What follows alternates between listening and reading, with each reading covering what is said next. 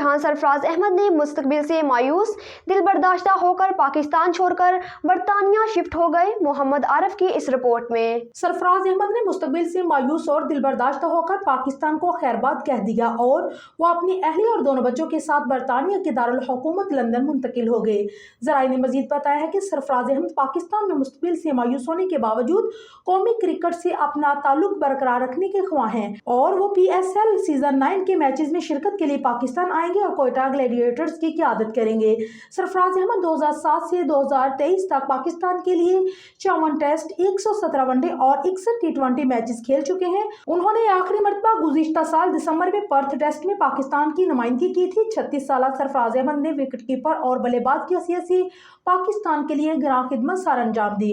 ان کی قیادت میں پاکستان نے 2 عالمی مقابلوں کی ٹرافیاں بھی اٹھائیں۔ واضح رہے کہ سرفراز احمد کی قیادت میں قومی ٹیم نے چیمپئنز ٹرافی 2017 کی ٹرافی اٹھائی تھی، جبکہ انڈر 19 کرکٹ میں بھی سرفراز احمد کی قیادت میں پاکستان ٹیم نے 2006 میں بھارت کے خلاف فائنل میں فتح حاصل کی تھی۔